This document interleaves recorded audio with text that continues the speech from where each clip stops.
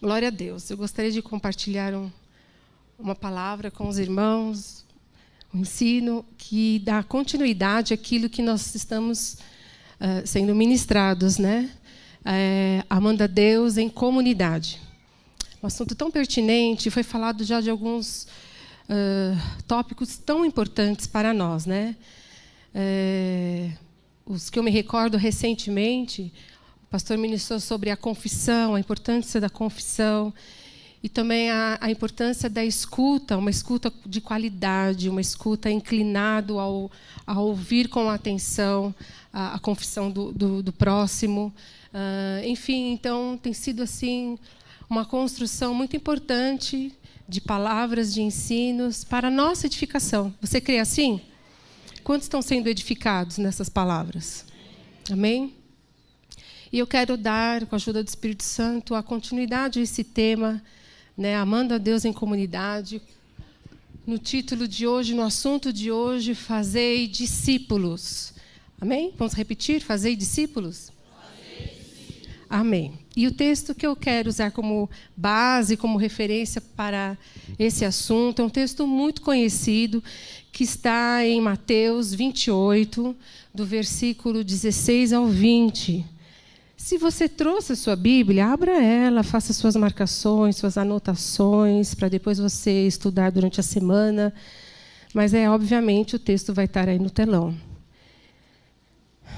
Mateus, capítulo 28, o último capítulo de Mateus. Aleluia. Então, eu vou ler, vocês podem acompanhar. Do 16 ao 20, finalzinho do capítulo do livro de Mateus. E os 11 discípulos partiram para a Galileia, para o monte que Jesus lhes tinha designado. E quando o viram, né, os discípulos viram Jesus, o adoraram, mas alguns duvidaram. E chegando-se Jesus, falou-lhes dizendo: é-me dado todo o poder no céu e na terra. Vou repetir, é-me dado todo o poder no céu e na terra. Portanto, ele disse aos discípulos: ide, fazei discípulos de todas as nações, batizando-os em nome do Pai, do Filho e do Espírito Santo, ensinando-os a guardar todas as coisas que eu vos tenho mandado, e eis que eu estou convosco todos os dias. Alguns dias? Todos os dias, até a consumação dos séculos. Amém. Forma linda de terminar, né, este capítulo. Estou com vocês todos os dias, até a consumação do século. Eu li o final do capítulo 28, mas se você se atentar a todo ele, você vai perceber que esse capítulo, Mateus narra que história? A história da ressurreição de Jesus Cristo, não é verdade? Tanto que o capítulo diz, o título desse capítulo diz A Ressurreição, que é a ressurreição de Jesus. E quando você lê essa história, onde as mulheres foram ao túmulo de Jesus para cuidar do corpo dele, prepará-lo, enfim, porque não tinha tido tempo, foi tudo tão rápido, né? Quando ele morreu, já entrou o feriado da Páscoa, né? Que o judeu não faz nada depois do horário, na sexta-feira ao anoitecer, atardecer. Então, logo que amanheceu no domingo, elas foram lá, né? Cuidar do corpo de Jesus, passar as especiarias, enfim. E aí, quando elas perceberam, né? Ele não estava mais lá. Ele havia ressuscitado. Só que ele se apresenta para elas. Jesus ressuscitado se apresenta para essas mulheres. E ele diz assim para elas: não tenham medo, porque elas se assustaram. Elas viram ele morrer na cruz, retiraram o corpo dele, colocaram no sepulcro. E elas veem ele ali, falando com elas. Eu, com certeza, teria me assustado. Então, ele diz assim: não tenha medo. Vão dizer aos meus irmãos que se dirijam para a Galileia. Lá eles me verão. A Galileia. Se você for analisar, só aqui no livro de Mateus, mas ou nos outros evangelhos também, a Galileia foi onde tudo começou na vida desses apóstolos. Jesus chamou eles, no começo do ministério de Jesus, o chamamento dos discípulos foi na Galileia. Eles foram escolhidos para serem os discípulos de Cristo naquele lugar. E depois da sua ressurreição, Jesus os chama para ir lá outra vez. Vão se reunir comigo lá, chame-os para estarem comigo, para me verem lá na Galileia. Então, o começo desses amigos de Jesus, desses discípulos na sua jornada cristã, foi na Galileia. E agora Jesus estava chamando-os para um novo começo, sem a presença dele efetiva, né, pessoal, para que eles estivessem ali na Galileia para esse novo começo, essa nova fase da vida deles. Aleluia!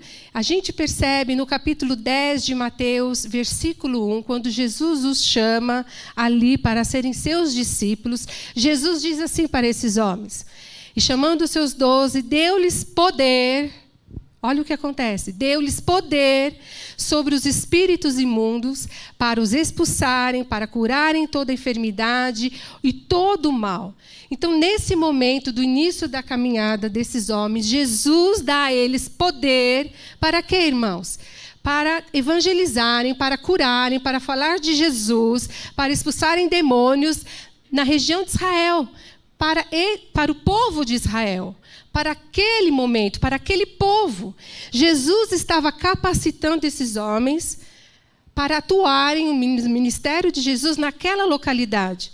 Mas aí vai todo o decorrer do texto de Mateus, o ministério, todas as experiências que eles tiveram de ver Jesus fazendo milagres, curando enfermos e sendo comissionados a isso. Jesus termina a sua vida terrena, falando assim para os discípulos, delegando para eles o quê? A autoridade novamente, mas para a evangelização não somente de Israel, mas do mundo. Do mundo. Um lugar mais amplo, né? Uma notoriedade maior. Todos os 4 evangelistas, Mateus, Marcos, Lucas, João, até mesmo em Atos, dão ênfase a essa grande comissão que nós lemos aqui. Fica evidente na palavra, nessa grande comissão, que o propósito de Deus é o Evangelho, é as boas novas. Por todos os crentes, por toda a igreja, em todo o mundo, para toda criatura. Jesus aqui, nesse texto tão conhecido da grande comissão, ele não está dando uma grande sugestão, né? Vou dar aqui uma sugestão para vocês, não, mas uma grande comissão. O que quer dizer isso? Uma ordem expressa para todo crente, que se diz crente, que ama Jesus, que teve uma experiência com Ele. Uma ordem do Rei dos Reis para nós. Este Deus, esse Jesus, que tem toda a autoridade nos céus e na terra. Então, baseado nesses versículos de Mateus que eu li, eu quero destacar aqui, ressaltar 5 verdades para nós cristãos sobre esse texto. Esses versículos que eu li. Em primeiro lugar, eu quero fazer menção da competência de quem comissionou, do comissionador, de Jesus. Aqui diz, e chegando-se Jesus, falou-lhes dizendo, é-me dado todo o poder no céu e na terra. Amado, se você tem dúvida, Jesus tem toda a autoridade e todo o poder. Você crê nisso? E é sobre esse fundamento que os discípulos deveriam ir.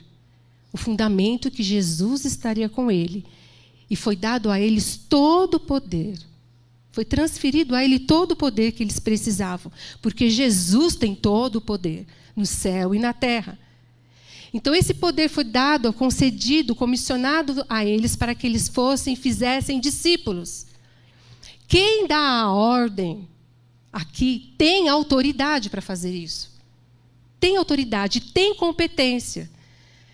Haja visto que você pode ver aqui na palavra de Deus, nos evangelhos, o que foi a vida de Jesus. Quem foi Jesus? A autoridade nos seus ensinamentos.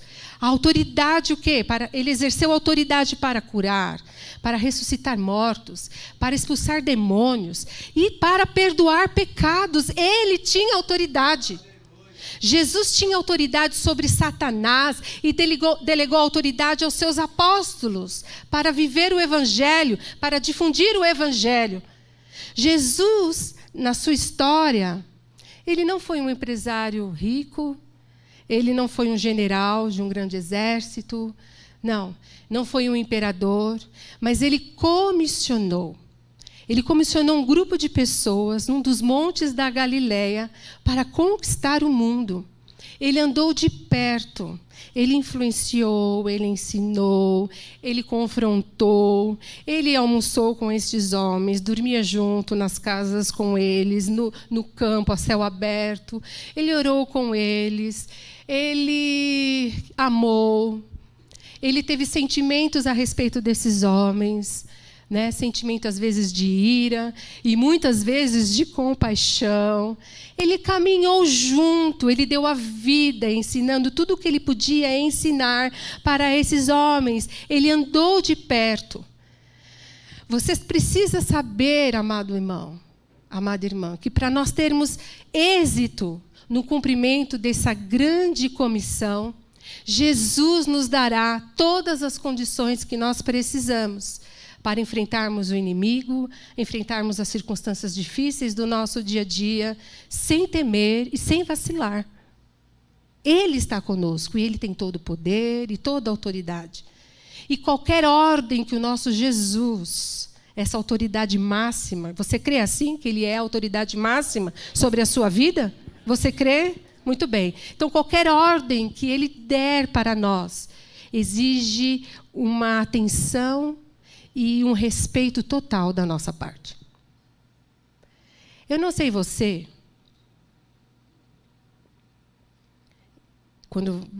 vamos imaginar quando nós éramos crianças, adolescentes. Eu não sei você como foi a sua criação dentro da sua casa, mas eu tive uma criação, meus pais me criaram para honrar, para obedecer à ordem deles. E eu, modéstia à parte, era uma filha muito obediente. Eu era muito temente, muito obediente aos meus pais. E é claro que logo cedo eu tive uma experiência com Jesus, então eu tive consciência de que a minha obediência a eles partia do pressuposto que eu precisava primeiro obedecer a Deus, e era uma ordem de Deus, um ensinamento dele, que eu obedecesse aos meus pais. Então, obviamente, eu obedeci os meus pais, mas eu tinha um temor, eu tinha prazer em obedecer. Muitas vezes era por prazer, outras vezes era simplesmente porque eu tinha que obedecer. Não é verdade? Muitas vezes. Ela diz. Abre aspas, muitas vezes. Fecha aspas. Eu tinha que obedecer. Nem sempre eu entendia, mas o obedecer era o melhor para mim.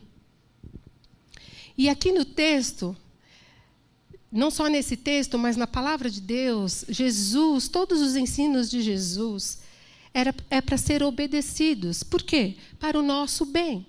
Para o nosso bem.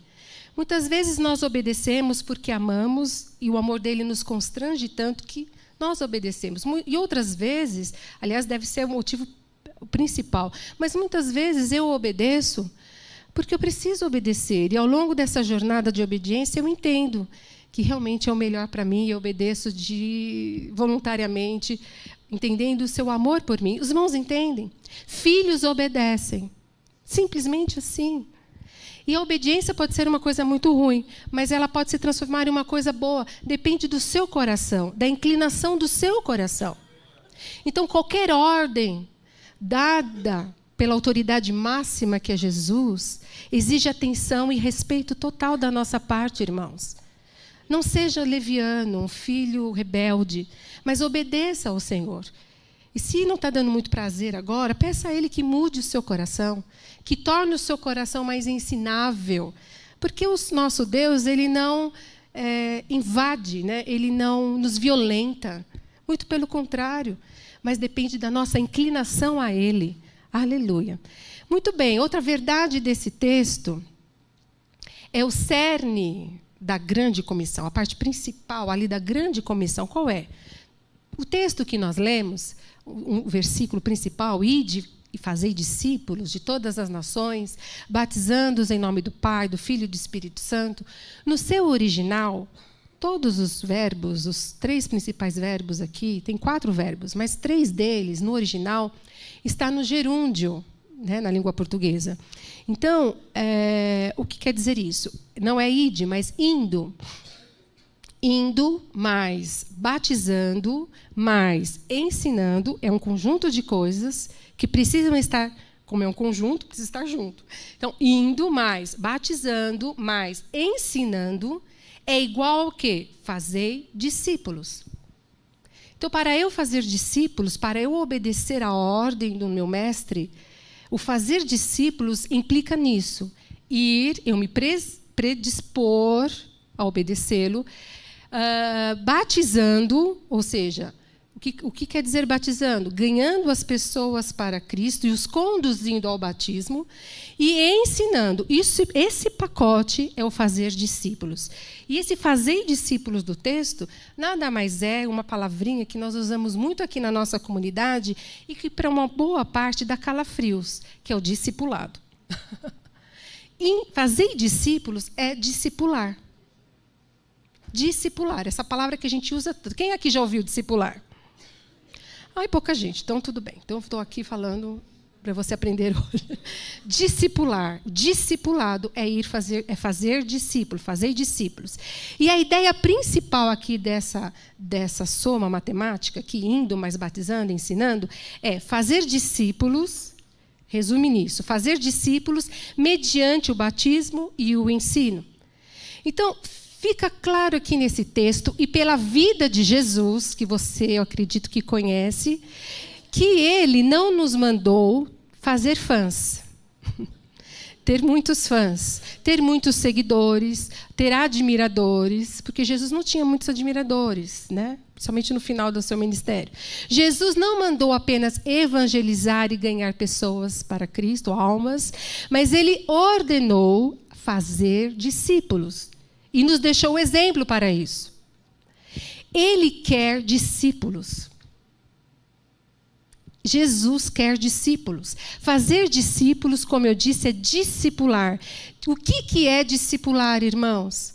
É simples, é formar Cristo na vida do outro. Os anjos não podem fazer isso. Deus nos escolheu para fazermos isso na vida uns dos outros. É papel nosso, é ordenança dele. Discipulado é um método de Deus. Jesus, ele não apenas pediu ou mandou para a gente recrutar crentes. Vem aqui para a minha igreja. Você está fraquinho aí? Vem para a minha igreja. Lá é tão bom, tem um louvor bom, tem um kids bom, não sei o que lá bom, dona bom. Vem lá assistir um culto, fica com a gente. Não é isso que Jesus ordenou para a gente fazer? Encher as igrejas de pessoa. Mas Jesus quer crentes maduros na fé. Esse é o desejo de Deus. Isso é discipular. Então, como que eu faço discípulos? Na dinâmica da minha vida, no dia a dia da minha vida. Não é um programa de 10 passos, como fazer discípulos, passo 1, passo 2. Não é isso, irmãos. É orgânico. Outra palavra tão usada, né, hoje em dia. É no dia a dia, no meu trabalho, na ida para o meu trabalho, na volta dele, eu faço discípulos. Dentro de casa, eu faço discípulos. Num grupo de irmãos, num ministério ao qual eu pertenço, eu posso fazer discípulos. Dentro, então, da minha célula, né, do meu grupo pequeno, eu posso fazer discípulo por meio do relacionamento que eu tenho ali com as pessoas. Não é um programa, como eu disse, mas é um estilo de vida. É orgânico. Eu preciso ter intenção de corresponder a isso. Eu preciso querer, desejar fazer isso. Sendo que é uma exigência de Jesus. Um discípulo é um seguidor de Jesus. E o que implica em ser um seguidor de Jesus? Fazer do reino de Deus o seu bem maior. Isso é ser um discípulo de Jesus. Outra coisa, renunciar a tudo por amor a Jesus. E terceiro, guardar as palavras e os ensinos de Jesus. Isso é ser um discípulo de Jesus. Você é um discípulo de Jesus?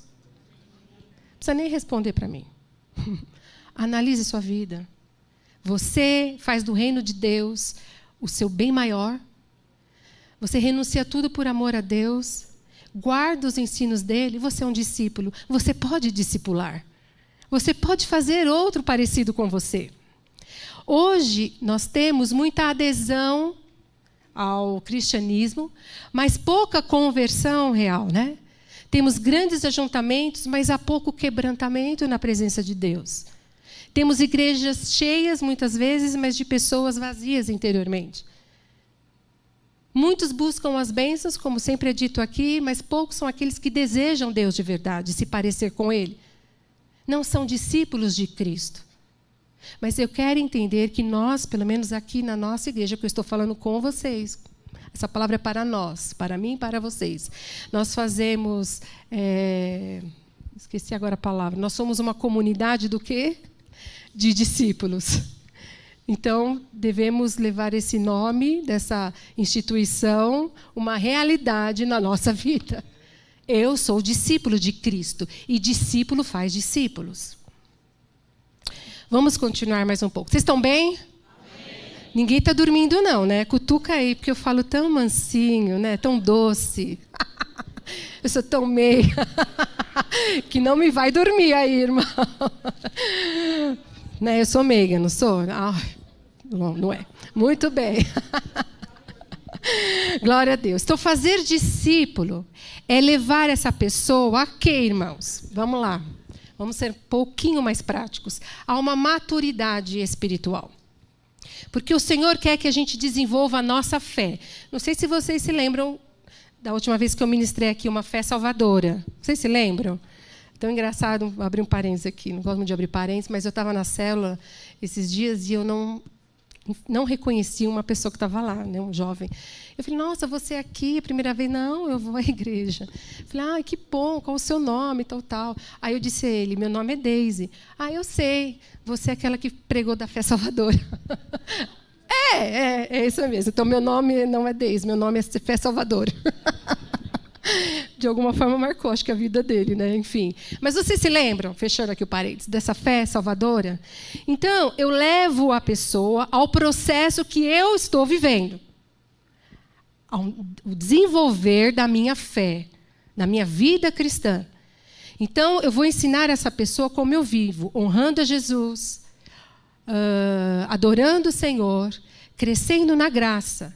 Então, a fé salvadora que eu ministrei, que está em 2 Pedro, capítulo 1, diz que quando eu aceito a Jesus, não é o fim de tudo, é o início de tudo, não é? E eu preciso acrescentar a essa fé alguns atributos. Então, qual é? Vocês lembram? Não, né? Então, a fé salvadora, eu vou acrescentar a virtude. Quando eu for uma pessoa virtuosa, então eu acrescento o quê? O conhecimento de Deus, da sua palavra. Depois desse conhecimento, que eu já tenho uma certa maturidade, eu vou acrescentar o quê? O domínio próprio. Ao domínio próprio, eu acrescento a perseverança. A perseverança, a piedade a fraternidade, o amor. E isso é desenvolver a salvação. Então, geralmente não, todos nós estamos num ponto nesse processo. E o fato é que em algum ponto desse processo, não importa qual, eu já posso fazer discípulos. Eu posso. Então, se eu estou ainda lá desenvolvendo o conhecimento da palavra, ou o domínio próprio, estou nesse processo, eu já posso ensinar alguém sobre o que é a virtude, sobre a piedade, porque eu já passei por isso, eu estou crescendo. Então, vem cá, olha, eu percebi nesse seu comentário, no seu testemunho, irmão, chega aqui pertinho, olha, o meu testemunho é esse, é estar junto, é falar da vida, é falar de como Deus está trabalhando na sua vida, suas experiências. Isso é discipular, isso é fazer discípulos. Os irmãos entendem? Não é um bicho de 7 cabeças, não precisa ser líder.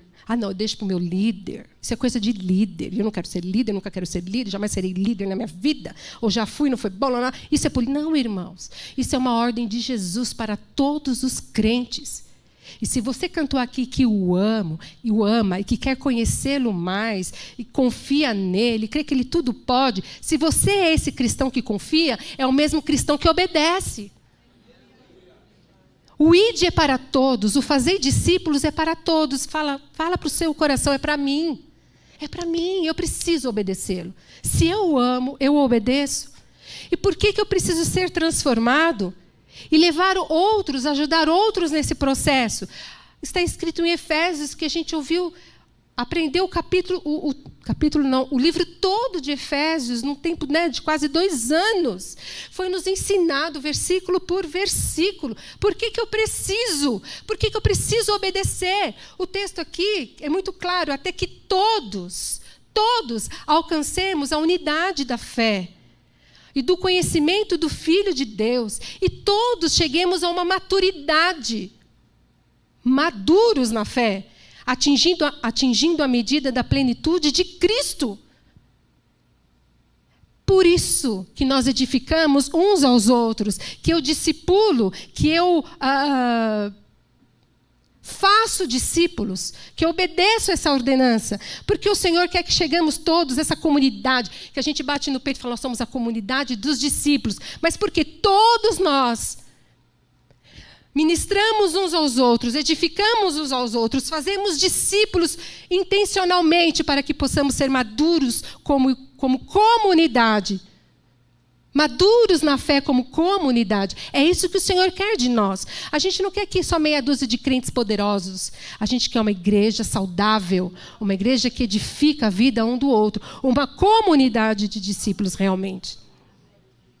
Nós amamos a Deus em comunidade quando a gente faz discípulos. Amém, amados? Muito bem. Em terceiro lugar, uma terceira verdade desse texto da grande comissão, o alcance dessa grande comissão. O texto diz, fazei discípulos de todas as nações. Então, é uma ordem de Jesus, discípulos de todas as nações. No original, aqui nações, não é o que a gente entende de nações. Um país, né? Nação brasileira, país argentino, os Estados Unidos da América. Não é necessariamente essa ideia de país, de território. Mas nações aqui significa etnias. Então, onde houver um povo, uma língua, uma cultura, uma raça, ali o evangelho deve chegar. Então, vou dar um exemplo prático. A Índia é um país, mas ela tem muitas culturas e muitas etnias e muitos dialetos, certo?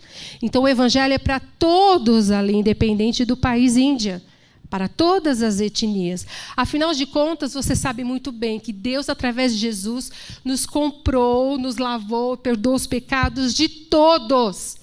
Em Apocalipse 5:9 diz assim, de todos, de toda língua, de toda tribo, de todo povo, de toda nação. Então, o cristianismo é essencialmente, se podemos chamar de religião, uma religião missionária. Missionária. Por isso que nós, como comunidade agora dos discípulos, somos uma igreja missionária. Não é um capricho do pastor Rodrigo. Não, eu gosto de outros países, então nós vamos orar por outros países, porque eu acho bonito isso, pôr um mapa aqui todo domingo, né? Apresentar todas as minhas conexões. Não, irmãos, não é isso não. É porque a Bíblia é expressa, dá uma ordem expressa para ir às nações, Brasil, São Paulo, territórios do Brasil e outras nações ao mesmo tempo. Não é primeiro aqui para depois ir lá. Não, é fazer tudo ao mesmo tempo. Por isso, se você tinha dúvidas, saiba hoje. Por isso que nós somos uma igreja missionária. Certo? Glória a Deus. É bíblico, é ordem de Jesus. Nós somos missionários, uma igreja missionária, porque ofertamos. Você sabia que nós mandamos as nossas ofertas aos missionários, nosso apoio financeiro para eles? Sim. Nós nos envolvemos em oração, oramos todos os domingos, em nossas reuniões por eles, para aqueles que nós conhecemos. Nós oramos, nos envolvemos em oração. Mas olha só que lindo, não sei se você sabia, mas também nos envolvemos no discipulado. O estar não necessariamente perto, mas virtualmente perto. O pastor Rodrigo, ele tem reuniões quinzenais com vários desses irmãos, com alguns desses irmãos, para falar na vida e principalmente para ouvi-los. A gente tem um desses missionários que nós oramos, que está no campo missionário há 25 anos. E ele recebe recursos da sua igreja, de origem aqui, mas de muitas outras igrejas. Mas ele abriu a vida para o Rodrigo, dizendo que ele recebe muitas ofertas, mas nesses 25 anos, nenhum pastor se preocupou em ouvi-lo. Eu posso ofertar, mas não tenho tempo para te ouvir. E ouvir faz parte do discipulado. Não é? Do fazer discípulos. Ou você acha que pastor, missionário, não precisa ser discipulado? Precisa, e muito. Então, nós, como igreja, obedecemos ao ID de Jesus nas missões. Você pode glorificar a Deus por isso? Nós estamos em obediência. Em quarto lugar, uma quarta verdade, as implicações dessa grande comissão. Há duas implicações no cumprimento delas. A primeira delas, o texto fala, é a integração de novos convertidos. Então, fazer discípulo implica em integrar o indivíduo à igreja, por meio do batismo, em nome do Pai, do Filho e do Espírito Santo. Então, todo convertido precisa ser batizado e integrado à igreja.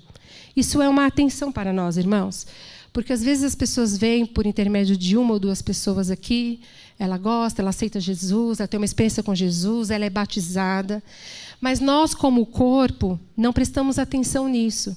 E nós não integramos essa pessoa à nossa família. Ou outras pessoas vêm desviadas, ou não sem igreja, não importa. Chegam a este lugar e nós não temos a devida atenção de integrar essas pessoas à nossa família, à nossa comunidade. O fazer discípulo também é a integração do novo convertido e desse novo crente à nossa família. Olha ao redor agora, dá uma olhada. Ao seu redor, você conhece todas as pessoas que estão aqui? Você tem a percepção que ela faz parte desse corpo, dessa família? Se você tem dúvida, pergunta. Como eu, que às vezes eu falo, já estou aqui há tanto tempo, desculpa. Amém, que bom que você está aqui. Porque, obviamente, às vezes você não conhece todo mundo, você não repara, mas seja intencional. Fala, nossa, é a primeira vez que você vem aqui? Seja bem-vindo. Tem alguém aí perto de você que é a primeira vez? Que você está vendo? Aí você tem vergonha. Não dá de eu cometer o mesmo gafe, né, que a pastora comete sempre. Não tenha medo, não. Pergunta. O pior é você nem perceber ou não dar atenção, irmãos. Então, quando terminar o culto, corra. Olha, tem alguns visitantes lá em cima, que eu já conheci, uma é a Flávia. Acho que é seu esposo, não é? Vocês são bem-vindos aqui, mas corra para conhecê-los. Pergunte se é aqui a primeira vez. Não, você está... Nossa, que célula que você está? Na minha, mas nunca te vi lá. Jesus, ajuda. Você está mal, eu estou mal, né? Que grupo você está? Nossa, que bom, vai dar o seu contato aqui. Né? Olha, nós vamos ter um grupo de crochê aqui, você trabalha fora, vem fazer crochê comigo. Enfim, irmãos, puxa uma conversa. É sua função, faz parte da grande comissão, você integrar essas pessoas na sua família de fé. Amém? Olha só, a igreja é importante. Você que me assiste, né, online, eu sei que às vezes você não está aqui por um motivo justo, mas a igreja ela é muito importante. Não existe crente isolado. Crente desigrejado, fora do corpo, como posso dizer, é presa fácil. Muito fácil. A igreja é uma ordenança, é bíblico. Ela é bíblica, foi instituída por Cristo. Não é coisa do homem, não, é de Deus, irmãos. E os novos crentes devem ser integrados na nossa família de fé. Amém? Mude a postura. Adolescente, que é tão voado, né? Não tem a percepção, viu? Que legal, você é novo aqui, mas tá bom, você vai se quiser. Estou lá, se você quiser, vai. Não é assim. Convide, seja intencional. Né? Veja aqueles que estão voltando, retornando, eles são muito bem-vindos à nossa família. Não é, irmãos? Você não quer que a família aumente? Mas não só por aumentar, porque a gente não é um aglomerado de pessoas, nós somos uma família que se importa. Nós somos? Então nós vamos fazer por onde? Integrar essas pessoas, convidá-las, perguntar. Faltou por quê? Porque eu fui tocar ali, porque o aniversário do fulano, porque o passarinho ficou doente. Irmão, não pode faltar, não. Vem, por que você está faltando? Não desista. A gente desiste muito fácil das pessoas. Eu desisto. A começar em mim. Quebra. Não lembra que a música? Começar em mim. A gente desiste, a gente cansa. Mas nós vamos falar um pouquinho disso um pouco mais para frente. Aleluia. E a segunda implicação aqui da grande comissão, a primeira é o quê? Integrar. A segunda é que a grande comissão ela envolve o ensino. O ensino aos novos convertidos, o ensino aos cristãos. Porque o texto diz assim, ensinando-os a guardar todas as coisas, Jesus diz, né, que eu vos tenho mandado. Olha só, eu quero falar sobre 3 coisas nesse versículo, ensinando. Primeiro, Nós devemos ensinar aos novos crentes, aos crentes maduros, os crentes daqui da igreja já há um tempo, o quê? O que Jesus mandou. Não é o que eu acho certo, não é o que meus pais, lá quando eu era criança, lá na cidade interior. Não é o que eles me ensinam, não é isso. Eu tenho que ensinar a doutrina de Deus, a palavra de Deus. É isso que eu preciso ensinar. Não é tradições, não é costumes, legalismo, mas o que Jesus ensinou. Segundo, eu ensino o quê? Todas as coisas, não parte dela, mas tudo eu devo ensinar para as pessoas. Olha só, não é só o que é agradável. Tem muita coisa que é agradável na palavra de Deus, mas tem coisas que confrontam. E que são muito importantes, necessárias, por isso que elas estão na palavra. Nós devemos ensinar toda a verdade, toda a palavra. Então, eu vou dar um exemplo, vou tentar dar um exemplo prático. Como nós já aprendemos anteriormente aqui, o amar a Deus em comunidade, que foi falado sobre confissão e foi falado sobre o ouvir, não é? Com atenção. Então, vamos imaginar que eu ouço de um crente, que eu estou caminhando junto, me envolvendo com ele, uma confissão. Uma confissão de um pecado, uma confissão de uma vulnerabilidade, uma confissão de uma fraqueza, de um temperamento que precisa ser moldado, de uma tentação. Não importa o que eu ouça dessa pessoa. O que eu aprendi anteriormente é que eu tenho que ser leal, eu tenho que guardar segredo, não é isso? Que, imagina, nossa, aí eu acho que é demais, eu vou comentar com outra pessoa. Não é isso que nós aprendemos. Eu guardo para mim. Só que presta atenção, quando eu ouço, e sendo leal, esse ouvir tem uma implicação, uma ação. Eu preciso agir. Como que eu faço? Então, se alguém veio, vou pintar em cores fortes para os irmãos entenderem, tá bom?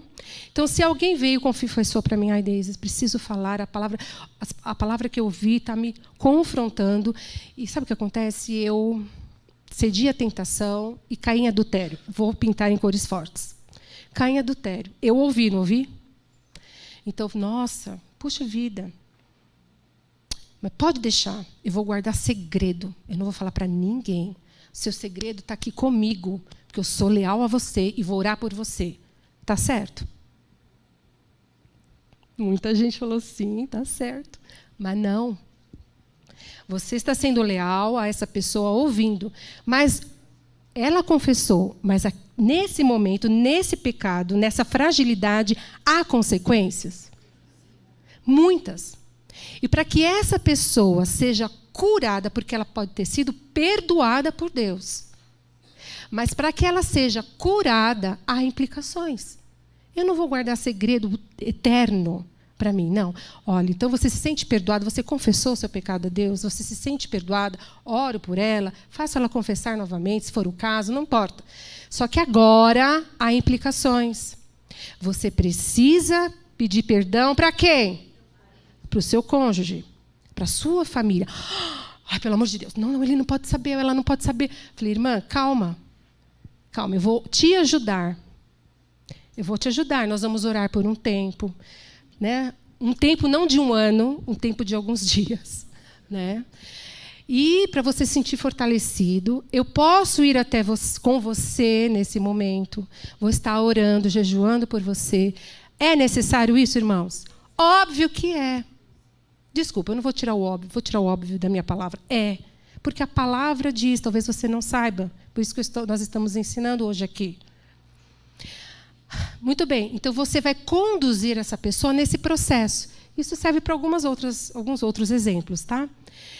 Só que você pode ouvir isso e, sabendo agora que você precisa dar continuidade, você pode pensar, nossa, mas eu nunca fiz isso, eu não sei como proceder. Ela se abriu comigo, mas o que eu faço agora? Se você sentir que no momento que você ouve uma confissão, seja o que for, você não tem condições de dar prosseguimento a isso, você não se vê, não acha, não se percebe que tem tamanho para isso. O que eu quero dizer com tamanho? Porque a nossa vida cristã é um processo de transformação, como já foi ensinado, certo? Então, às vezes, eu estou num momento de transformação que eu ainda não tenho experiência para ajudar essa pessoa que confessou essa fragilidade. Tudo bem. Irmão, não se sinta condenado. Então, se eu não me vejo capaz, não sei como proceder, então eu vou ser sincera. Irmão, olha o seguinte, você me confessou algo tão delicado, você precisa de uma ajuda que eu não posso dar.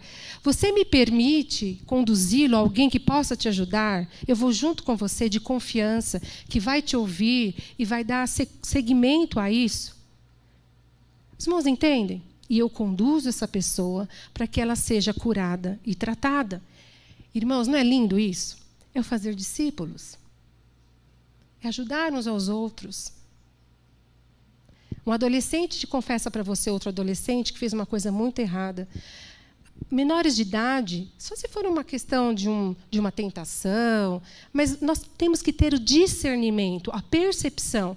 Dependendo das questões, os pais precisam ser envolvidos. Você não me vai guardar um segredo de um adolescente que o pai precisa estar envolvido, irmãos. Então, essa coerência faz parte desse discernimento, faz parte de um amadurecimento na fé. Uns têm mais, outros menos. Faz parte de uma comunidade, de uma família. Mas o que nós precisamos entender é que nós podemos pedir ajuda uns para os outros. Nós não podemos parar o crescimento uns dos outros. Os irmãos estão me entendendo? Família, vocês estão entendendo? Amém? Vocês recebem isso. Preste atenção. Mas não feche os seus ouvidos. Não quero ver ninguém, você cuidar de mim. Pelo amor de Deus, não vem me trazer mais problema. Não faça isso. Porque quando eu cuido de alguém, quando eu discipulo alguém, eu sou mudada. Eu também sou transformada. Irmãos, o quanto eu cresci ouvindo a minha família na fé, vocês não têm ideia. Eu estou no processo que estou hoje por causa de vocês. Por causa de vocês. Então, faz parte da vida cristã. Não se feche para isso. Não se feche por conta das frustrações. Relacionamento dá trabalho. Se até o próprio Jesus foi traído por um dos seus seguidores, por que nós não seríamos? E ele lidou tão bem. Mas ele era Deus, mas ele era homem. Então, nós podemos, com a ajuda dele, também nos amarmos e cuidarmos uns dos outros. Não é uma sugestão, é uma ordem. Amém, amados? Muito bem. E esses ensinos que nós aprendemos e transferimos para os outros são todos os ensinos da palavra, morais, éticos e doutrinários. Por isso que nós precisamos conhecer as Escrituras. Às vezes nós falamos na vida de outros, irmãos, sem às vezes a pessoa ter solicitado. Mas eu vejo um post, uma coisa estranha, o irmão está fazendo uma coisa estranha, é que vocês me entendem. Se eu amo esse irmão, está perto de mim, eu vou chamar, irmão, eu vi isso, cuidado, está tudo bem com você? Posso te ajudar em alguma coisa? É estar preocupado, estar atento com a nossa família. Eu creio que você faz isso pelos seus filhos, ou não? Eu presto atenção em tudo que eles postam, em todas as conversas, num olhar estranho. Estou ali, eu discipulo da minha casa, primeiramente. E na família da fé também precisamos ter essas percepções. E terceiro ensinamento com relação a esse ensino, nós precisamos ensiná-los a guardar, não só memorizar a palavra de Deus ou as ministrações aqui de domingo, mas a obedecer a esses ensinamentos, a essas doutrinas. O discípulo é aquele que obedece. Repita comigo. O discípulo é aquele que obedece. Hoje as pessoas querem conhecer, mas não obedecer. Jesus disse em João 15,14, vós sois meus amigos, se fazeis o que eu vos mando. E última verdade desse texto que nós lemos da grande comissão. O motivo para cumprir a grande comissão. Qual é o motivo? Por que eu cumpro essa grande comissão? Às vezes sendo tão difícil. Por quê? Jesus oferece 3 motivos muito importantes, eloquentes, para nós cumprirmos essa grande comissão. Primeiro, que eu já comecei falando sobre ele, o poder de Jesus à nossa disposição. Jesus expressou a sua autoridade para enviar os apóstolos. Se Jesus tem todo o poder, e a autoridade, isso quer dizer, ele retém todo o poder, toda a autoridade. Isso quer dizer que não sobrou nada para o diabo, irmãos. Mas a questão é que nós não pensamos nisso. A nossa mente não está concentrada nisso, no poder de Jesus, que foi delegado e concedido a nós como cristãos. Eu já me senti desanimada. Muitas vezes. Vamos falar de fazer discípulos? Quantas vezes eu me senti incapacitada? Eu não consigo, Senhor. É mais do que eu posso. Ou frustrada. Ou decepcionada. Eu sou humana. Sou cristã, mas sou humana. Você já se sentiu assim em relação a pessoas? Com certeza eu já me senti assim. Mas o que me habilita, o que me motiva, nem sempre é uma palavra de inspiração. Às vezes ajuda. Uma palavra de alguém, uma oração de alguém, isso ajuda. Mas nem sempre é isso que mexe com o meu interior, que me impulsiona a continuar. Sabe o que me impulsiona a continuar? O que te impulsiona a continuar é o poder de Jesus. Se você está desanimado, eu ouso dizer, falta poder. Poder. O dínamos. É isso que me impulsiona nos momentos tristes. Nos dias que eu não tenho forças para levantar da cama. Eu quero dizer para você que ministério, que obedecer a Jesus não é uma vida hollywoodiana. Mar de rosa, está tudo bem, sorri para todo mundo. Não é isso, irmãos. Nós servimos a Jesus nos dias bons e nos dias maus. E para todos esses dias nós precisamos do quê? Do poder dele. Tomar posse do poder e da autoridade que ele nos delegou, nos deixou. Aleluia. Glória a Deus. O diabo ele vai tentar te fragilizar, colocar coisas na sua mente, te trazer coisas do passado, porque ele é sujo, irmãos.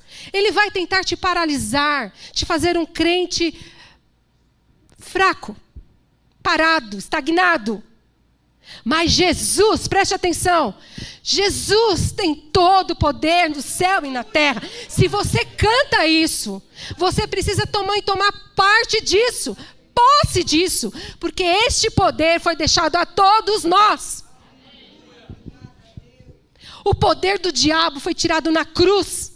Ele foi despojado, ele é vazio, ele é oco, ele não tem poder nem mesmo no inferno. As chaves da morte e do inferno estão nas mãos de Jesus. Tudo que você procura está nele. Se você tem dificuldade de ser luz onde você vive, onde você trabalha, pregar contra a cultura desse sistema, do mundo que nós estamos vivendo, você precisa de poder de Deus. É poder. Buscá-lo, ser intencional. Senhor, eu estou tão fraca hoje. Senhor, hoje a minha vontade de ficar no sofá, só assistindo televisão, Senhor. É nesse dia que não adianta, eu não tenho força nem para ligar para alguém orar por mim. Não quero, não vai adiantar se alguém orar por mim. Sabe, não sei se você já viveu um dia assim. Quando você estiver nesses momentos, irmãos, preste atenção. Ponha isso na sua mente. O que eu preciso? A única coisa que vai funcionar é o poder de Jesus. Senhor, você começa a proferir a palavra do Senhor. Já me deu todo o poder que eu preciso para resistir isso, Senhor. Essa opressão, essa coisa ruim no meu corpo, esse atrapalhar de mente. Eu repreendo isso no nome de Jesus. Tu és, Senhor, tudo o que eu preciso. A minha motivação maior, o meu combustível. Senhor, tem poder no teu sangue. O diabo não vai me resistir. Irmãos, é isso. A gente tem que proclamar, sair desse estado de inércia. Nós com Deus. Aleluia. Glória a Deus. Segundo motivo para cumprir a grande comissão, a ordem de Jesus. Olha, se o Jesus ressurreto, esse Jesus ressuscitado aqui, nesse texto que nós vemos, esse rei soberano deu uma ordem. Ele é soberano para você? Ele tem toda a autoridade na sua vida? É verdade isso, irmãos? Ele te deu uma ordem.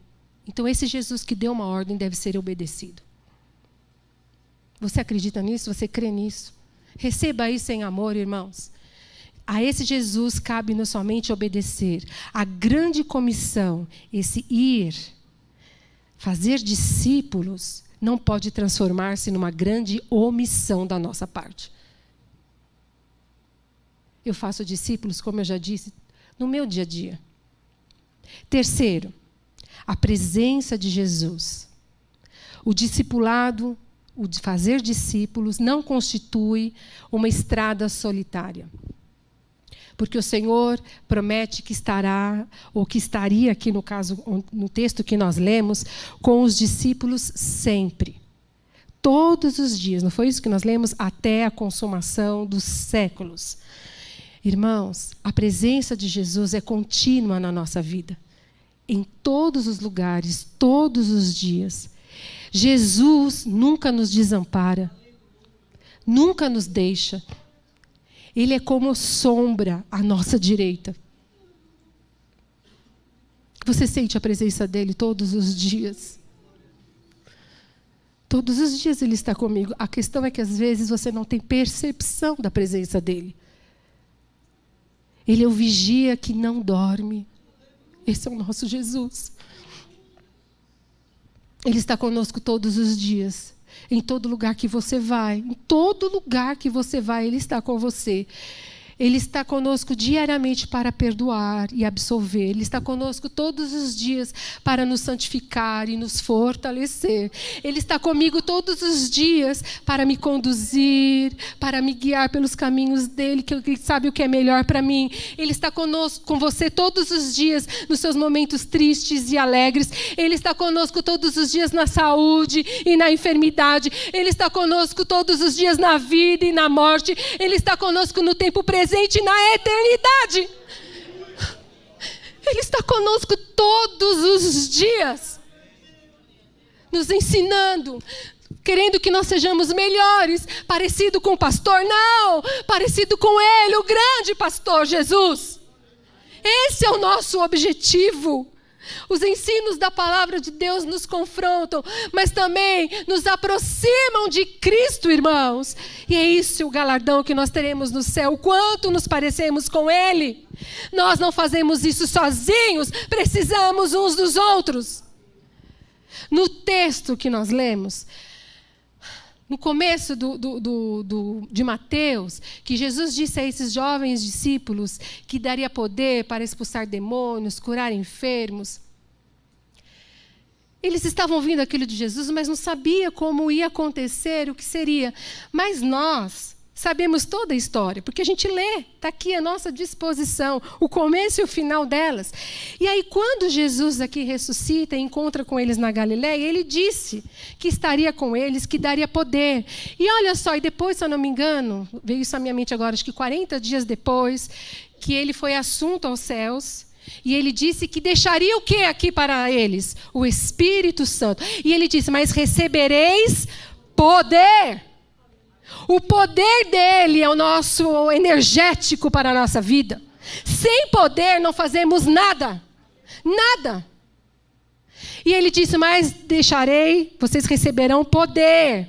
Só que aí a gente lê a história, tanto dos evangelhos, desses homens que andaram com Jesus, e eles eram entusiasmados porque eles podiam fazer milagres como Jesus. E quando Jesus vai assunto aos céus, o ministério desses homens, que a gente lê em Atos e as outras cartas, irmãos, eles foram assim homens de Deus, usados por Deus, e a gente vê que Jesus estava com eles, que realmente foi verdade.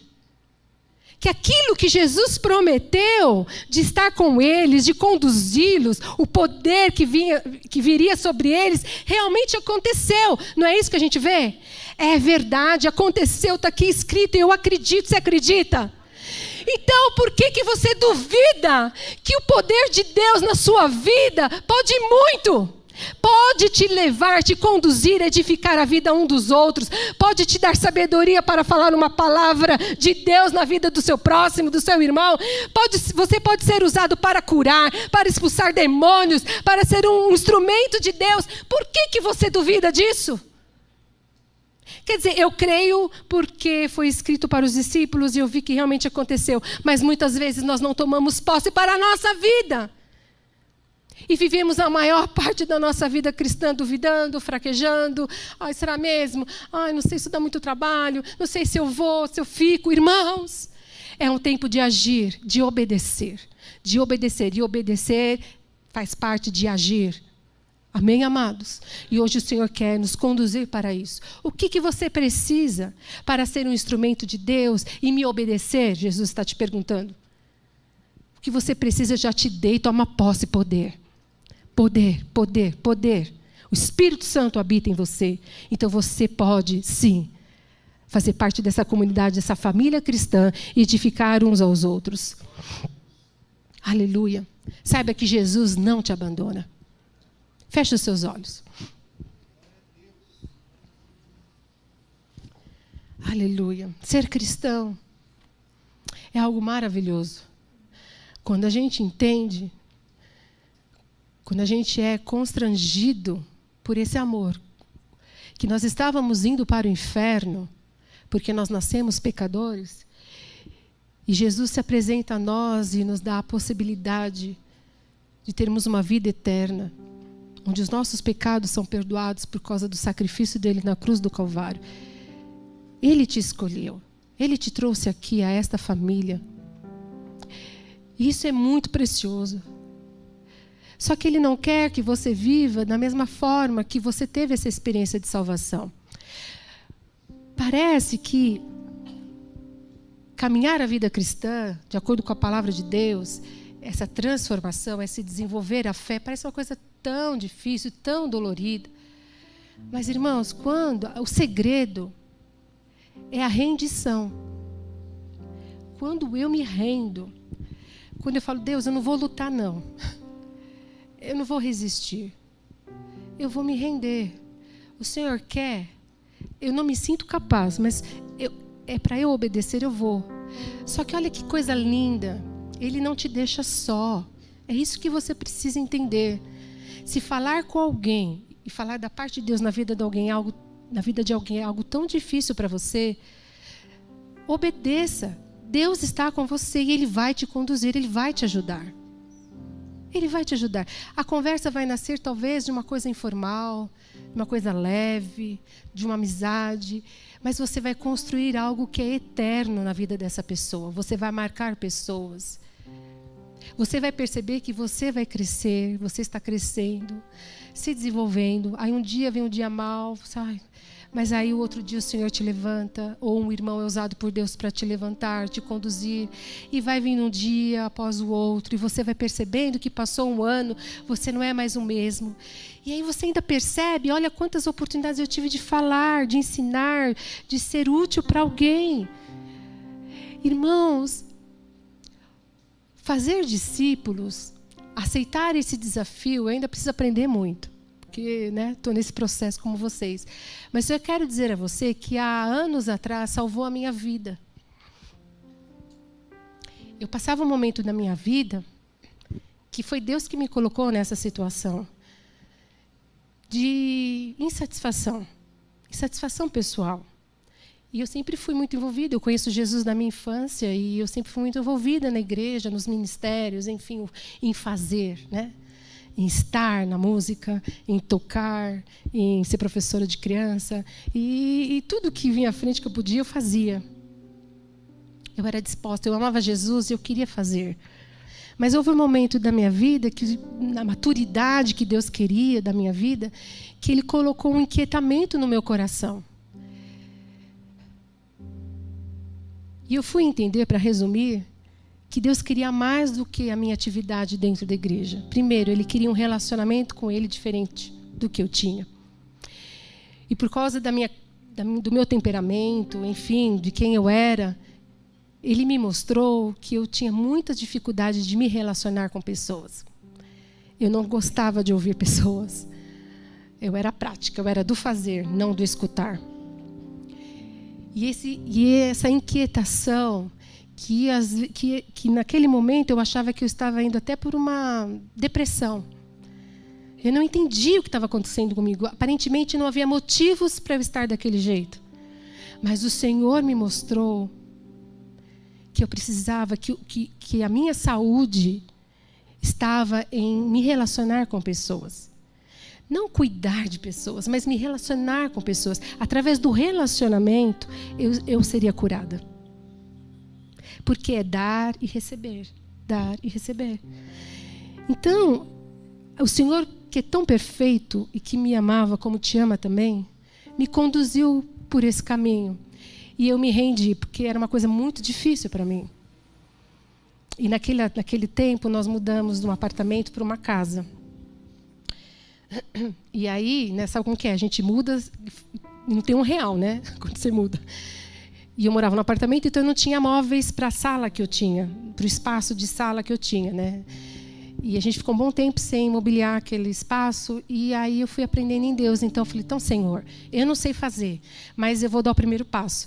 Então nós começamos também a nos relacionar como igreja em células, claro. Mas aí eu falei, a primeira coisa que eu vou fazer, que eu também tinha muita dificuldade de ser anfitriã, é receber pessoas. Eu não gostava muito de receber. Eu achava que receber pessoas... Eu tinha que estar tudo muito perfeito para receber pessoas. A casa, a pessoa só ia ficar na sala, mas até o quarto e as gavetas tinham que estar em ordem. Então, imagina, né, receber gente assim, nunca vai receber, não é verdade? Não é, Alex? Não dá. Então, eu tinha 2 crianças pequenas ainda, imagina. Então, mas eu sei lá, eu tinha isso no meu interior. Então, o Senhor foi me mudando. Não, começa abrindo sua casa. Irmãos, foi muito difícil, porque, recebi adolescente, jovem, eles do nada abriam a geladeira. Como assim abrir minha geladeira? Eu não era criada assim. Não é? Para alguns aqui, falam, não, o sangue de Jesus tem poder, na minha geladeira não vai ninguém mexer. Você entendeu? Eu não estava preparada para aquilo, mas eu falei, Senhor, eu não quero ficar do jeito que eu estou. Se eu ficar nesse jeito essa secura, não vai dar, Senhor. Então, eu preciso me render. Eu preciso me render. Então, eu comecei a receber pessoas em casa. E aí, eu fui vendo que era difícil raspar um negócio ali. Mas eu fui, irmãos, com a ajuda do Espírito. Porque, irmãos, eu vou dizer para você, eu orava. Deus, muda o meu interior, então. Se é isso que o Senhor quer de mim, o Senhor vai ter que me mudar, então. Como eu disse a você, Ele não te violenta, mas Ele quer o seu primeiro passo. Você precisa dar o primeiro passo. Parece uma coisa tão pequena, mas esse é o meu testemunho, irmãos. Aí, você fala, como você era horrível. Eu era horrível mesmo. E aí, irmãos, eu comecei a receber. E o Senhor me deu um sonho de que eu recebia pessoas que dormiam na minha casa.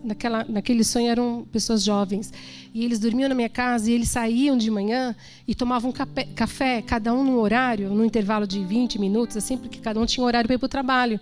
E eu fazia o lanchinho num saco de papel, eu colocava e dava, você não deu tempo de tomar café, E aí eu acompanhava eles até o ponto via com os meus olhos eles até o ponto do ônibus indo embora. E aquilo me trazia um contentamento tão grande. E eu sonhei aquilo, falei, então é um sinal, Deus, eu preciso sentir isso. E o Senhor fez. Por anos eu recebi pessoas na minha casa, jovens, dormiam lá, acordavam às 5 da manhã, nós orávamos juntos, eles iam para o trabalho, outros vinham direto às 5 da manhã orar. Na minha casa, por anos, todos os dias tinham gente. Os meus filhos cresceram nesse ambiente e eles perguntavam, quem vem aqui hoje, mãe? Eu não precisava ter o melhor, mas o que eu fazia era com amor. O Senhor me transformou. Com muito custo Ele me transformou. Porque nós somos difíceis, irmãos. Mas eu dei o primeiro passo. E Ele tem me transformado até hoje. Esse ir de fazer discípulos é algo precioso. Salva a nossa vida. Nos salva de nós mesmos. Nós precisamos pôr isso em prática. Por isso que Jesus deu essa ordem. Porque Ele sabia que era importante para nós. E tantas outras coisas aconteceram. Aquilo não foi uma preparação para aquilo que eu e meu marido vivemos hoje? Como poderíamos liderar uma igreja se eu tinha um coração tão fechado para as pessoas? Deus não faz nada errado, irmãos. Mas a nossa vida é um processo. Se está doendo alguma coisa hoje, está difícil, saiba que Deus tem algo maior para você lá na frente. Mas precisa de um início. Então, não aborte o processo de Deus na sua vida. Não aborte. Deixa Ele te conduzir. Peça para Ele te curar. Se você tem experiências ruins, teve, não importa. Mas fala, Senhor, faz de novo. Eu confio em Ti. Eu confio. Muitas vezes a gente procura a resposta às nossas inquietações da alma em lugares que não vão nos ajudar. Só vai caminhar com você dando voltas. O que você precisa é obedecer a Jesus. Isso é curador. Isso é curador. Feche os seus olhos.